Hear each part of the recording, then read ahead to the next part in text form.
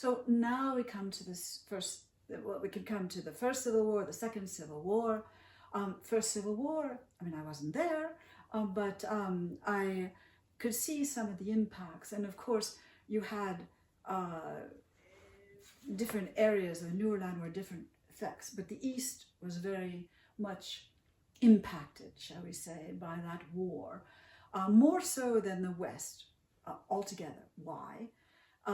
First of all, the East had an Ethiopian border, which the Anyanya won at the time, which were using and for supplies and everything. So that gave them some kind of flexibility moving across. But it also brought the fighting much then, but the guns came in. In the West, from I'd say 1963 to like 71, 72, there were huge floods. There's maybe not as bad as there are now in Western Nuer, where people were literally, stuck in kind of built up areas, or floating on mats and housing. But the point is, neither the government troops nor the Anyanya could bring the war there. So in some way they were buffered. Yeah. They were buffered from the extreme violence that the Eastern Nuer were experiencing, and the Eastern Nuer were fighting, of course, for good causes and for reasons. So that whole experience was different.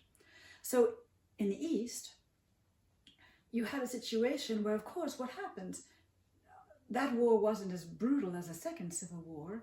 The women and children were not so directly attacked, but you had a loss of life. Plus you had men who volunteered to fight or were recruited in any way. And so they're leaving their wives, if they're still at home with the children. So the wives have to take on a lot more responsibilities, whether it's, helping to herd the cattle, or, taking it, or depending on their children.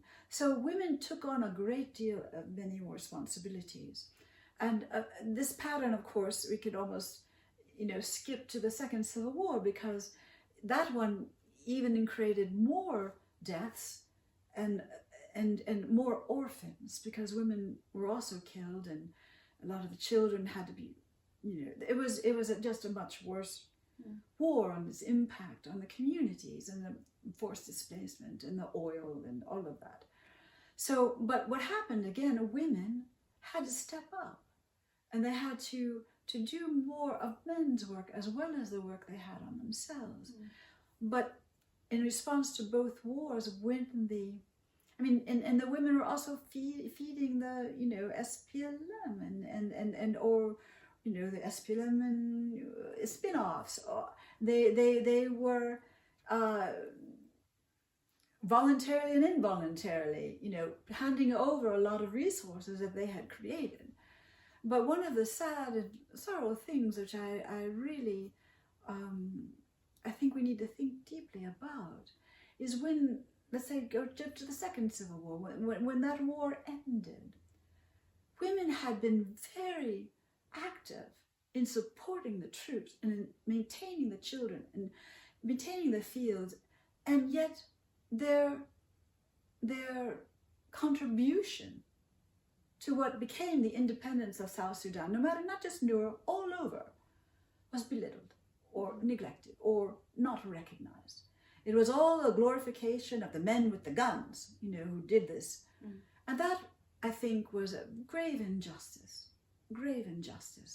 So the militarization that came in with the war, that brought more situations where the men were told by their trainers and the military people how they fought. But those kinds of ideologies came with a sense that, okay, they even had SPLA graduation song where you got your gun, It was like, even your mother, give it, isn't Arabic. Even your father, give him a bullet. Your gun is your wife, your gun is your food, your gun is your wife. Wow. That was the graduation song up until the splitting of the SPLM in 91, as I understand. And the SPLA, I should call it, now military at the time. So within this process, and this is not just in Nuer regions, just about anywhere that you have these kind of militarized ideologies, understandably. What do the leaders of the military want? They want people who they recruited or whatever to kill when they tell them to, whoever they tell them to. They do not want kind of restrictions of a kinship or restrictions of, well, this is a fellow Nuer, if I shoot them, will I have a Nuer, will I get a pollution? Or they don't want that sort of things. So how do you take a group of men, and as I say, I would say it's a more generalized phenomenon. How do you take a group of men among the Nuer who are very independent, they had their own households, and you make them into obedient, or graft them into an obedient military structure? And this was not an easy project with the Nuer. We can talk all about that. But how do you do that in a way that, in some ways, you're robbing the decision-making power of men to the military heads, but at the same time, what do you give men to make them feel a little bit better about it?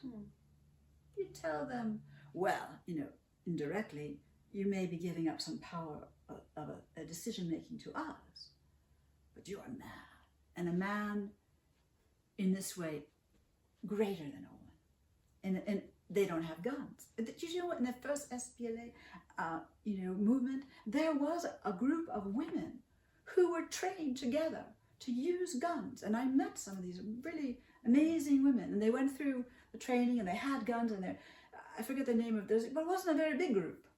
But at some point, I guess it was decided that this is not women's role. So that kind of attitude is something that contributes again to the idea that, the gun holders and the gun shooters are superior in a deeper way. But it's also something that, by the very fact of it, blurs or diminishes the contributions that women are making to keeping the soldiers, alive, to keeping their children going, to keeping the villages, all of the contributions that they have made. And that is something that I think that if the South Sudanese reflect more deeply, that they could help to bring the society together by jointly recognizing all that women as women contribute to the movement, to the independence, to the continuing of the society even today. Because that's not ethnicized, that's not culturalized, that's more, it's a more humanized looking at everyone as their contributions. So sorry, I wandered off from your question. Did I answer it or? Yes, you definitely did. I mean, I think what you just told us was, one thing that jumped out to me was how much what these questions of what it is to be Nuer, what it is to be a woman, a Nuer man, these things aren't just plain, these things aren't just fixed, or no. These are highly contested, these are highly shaped. People came together unconsciously or very consciously during times of militarization, during times of war. People come together to kind of, struggle through what it means to be a Nuer man, a Nuer woman, but also on the other side, it shows how much we also can contribute to this sort of to this sort of work. How would we like our community to look like? How would we like gender relations to look like? How can we define what it is to be a man and woman?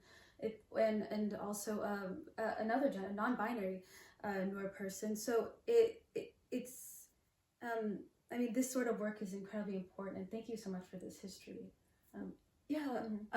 We all have opportunities, to think more deeply, and it is a basic question, because perhaps what you want for yourself in the short term may not look the same as if you think deeply about the future of the society, the future of South Sudan. And we all have room, because think about women, during the war, some of them were put in impossible situations. There was a lot of, particularly in the latter years, a lot of violence, gender violence, rape, the northern soldiers. I mean, so, and women were put in this terrible situation, some of them, about, I can't even feed the children, I have, and maybe having to bear another child. And so women's power over their own body also was tremendously diminished.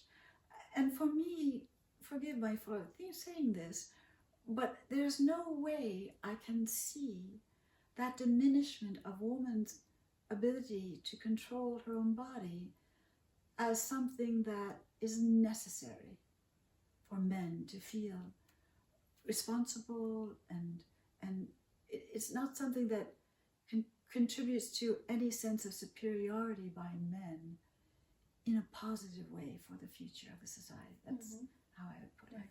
It doesn't have to be this way. It doesn't have to be this way. And it's through looking at this sort of history and being in conversation with our elders too that we can see that these things are changing.